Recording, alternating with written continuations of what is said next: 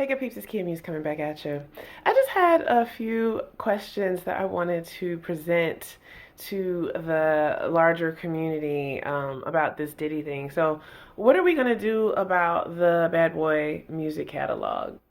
Because as we know, with Robert Kelly, you don't really hear his music on the radio. Like you have to be like in Chicago or at a Steppers event or something like this to hear some R. Kelly these days. Like when they canceled him, they really canceled him, and that was his catalog. So I think that was really just like a personal thing to him. But with the Diddy thing, as we know, like he stole a lot of his artist publishing, but then recently tried to give it back. And in some cases, people received it, and in other cases, like with Aubrey O'Day, she didn't want to sign the NDA because she knew that this day would come, and she, wanted to be able to speak her piece. So I don't know. I mean, like some of that publishing now is back in the hands of its rightful owners. I'm just gonna be honest. I love the Bad Boy music catalog. That's the music that I, came of age to. When I got my first record deal, the first song we played was Mo Money, Mo Problems. Little did we know.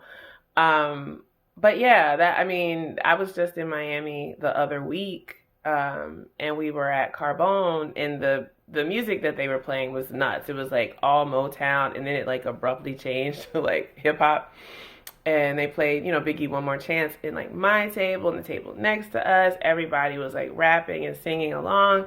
And I went to the Bad Boy 20-year anniversary concert, which I think that was like 2016. We here at the P. Diddy and the Family Show. This bad boy for life. Bad boy for life. Key mommy. It was when I was still in LA at the Forum, and it was like the best concert I'd ever been to. I mean, just think, Little Kim and Black Rob and Craig Mack. I mean, obviously Biggie 112. Oh my God, like that first 112 album. I still listen to that to this day. Like when I'm cleaning up the house, that's my go-to joint. Like I don't really see, personally, I just don't really see how I could give up the music. This is what we're talking about, like 30 years worth of music, hits, and it's so terrible because he sullied that whole thing.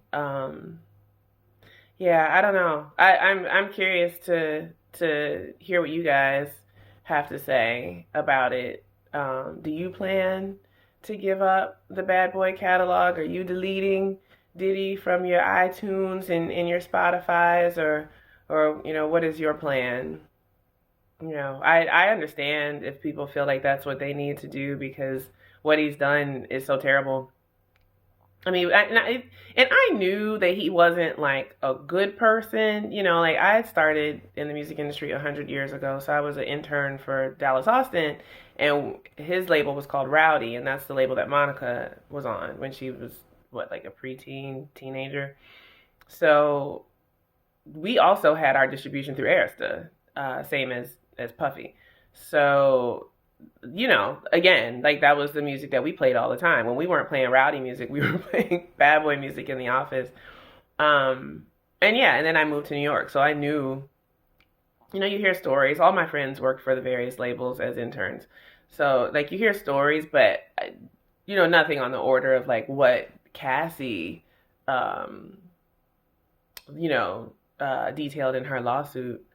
Um, and it's funny because like even with what I knew, it wasn't really until like 2016 that I really, really came to understand like what all one has to do to have really like any measure of success in the music industry, and that's when I really just got all the way into just indie forever. Like it's hard to be an independent artist. There's times like for me where I just stopped. I haven't made music in years, probably like 5 years.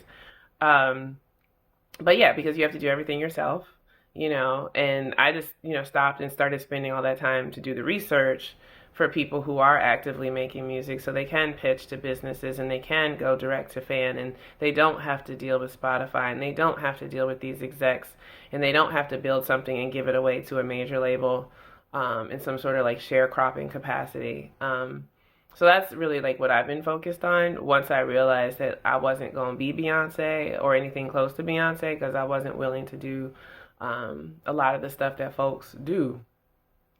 And I didn't even want to see any of that. But still, like to see the video, triggering. To hear about, what's in Cassie's lawsuit, triggering.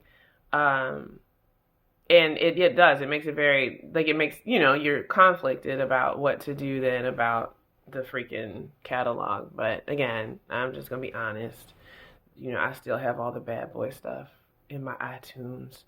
So, we'll see. I hope that most people were able to get their publishing, and then at least I can feel a little better about playing it, because they will get paid. But y'all dip down in the comments and let me know what it is that you think we should do about the Bad Boy catalog. And then if you are an indie artist and you're looking for the paid opportunities for your music and ways to get your music into music libraries and just ways to make money off of the music without going down this sharecropping rabbit hole that the industry has set up for us, just dip down into the description and pop over to our Songs That Work platform. That's where myself and a few other friends of mine have compiled all this information and decided to just share it out. It's actionable, and it's all current. It's updated every day. So that's all I have for y'all today. I will be back soon. I still have many videos to do about what has happened over the last 5 years. I will do those. They will go up very shortly. But I'm keen to hear what you guys have to say about this catalog. All right, talk to you later. Peace.